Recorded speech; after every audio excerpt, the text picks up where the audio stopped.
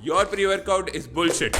Take these science-based supplements instead. Most pre-workouts have a long list of underdosed supplements, most of which do not have evidence behind them to support their efficacy. Don't get me wrong, there are definitely some things which can be had before a workout, which will increase our performance in the gym and as well as facilitate long-term gains. But what are those things?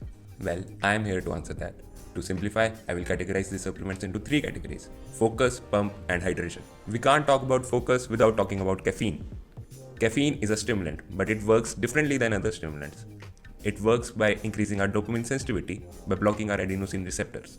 Adenosine is a hormone responsible for making us feel tired. Blocking this will make us feel more alert and focused. Contrary to popular belief, caffeine has almost zero downsides when taken appropriately.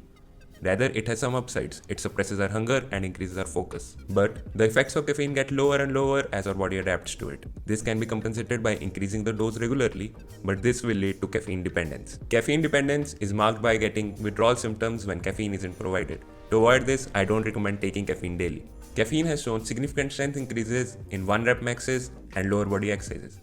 Both of these are high effort demanding exercises, so I would recommend using caffeine with them.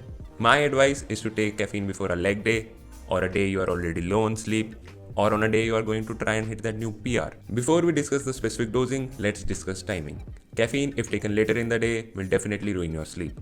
If taken too early, it will leave us tired between the workout due to the caffeine crash. The best case is taking caffeine 50 to 60 minutes before workout in the morning so that we have the caffeine surge in our blood during the workout so we feel more alert and focused. Caffeine has a half-life of around 6 hours. So if you take 200 mg caffeine at 5 pm and you are going to sleep at 11 pm, you will still have around 100 mg of caffeine in your bloodstream. This much caffeine is enough to ruin your sleep completely. I would suggest to completely vary off of caffeine later in the day. Let's discuss dosing. There are basically two approaches to taking caffeine: the minimalist approach and the maximalist approach. The minimalist approach suggests taking 1 to 3 mg caffeine per kg body weight. For a 70 kg man, this would mean taking 70 mg to 210 mg of caffeine. On the other hand, the maximalist approach suggests taking 4 to 6 mg caffeine per kg body weight. This would mean around 280 to 420 mg caffeine for a 70 kg man. Most clinical studies use this approach. I would suggest that if you are new to caffeine, start with the minimalist approach and gradually scale up to the maximalist approach. Now let's discuss pumps. To get sick pumps, we need to dilate our blood vessels. For that, we need to increase our nitric oxide. There are two mechanisms to increase nitric oxide. One is to convert citrulline into arginine, which goes into the kidneys and further converts into nitric oxide. Or the other is to take nitrates and convert that into nitrites and then into nitric oxide. So we can supplement with citrulline and nitrates as precursors to nitric oxide, but practically speaking, consuming an effective enough quantity of nitrates is a difficult job. I would suggest having a citrulline supplement around 50 to 60 minutes before a workout. The ideal dose is around 6 grams of pure citrulline, not citrulline malate.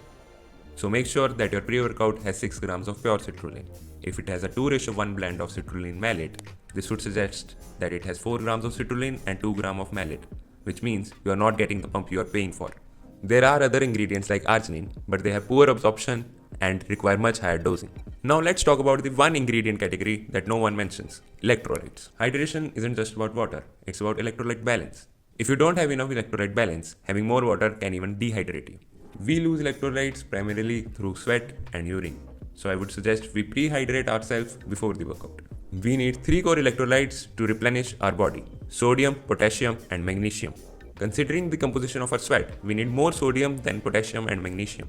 Depending on how much a person is sweating during a workout, we need around 300 to 500 milligrams of sodium, 150 to 300 milligrams of potassium, and around 100 to 200 milligrams of magnesium. Bonus tip: we can also add taurine to optimize our hydration. Taurine is not an electrolyte but rather an osmolyte, meaning it pulls water inside our muscle cells and hydrates it. The ideal dose of taurine is around 1 to 2 grams. Most supplement companies fail to master these three pillars. They are rammed up on stimulants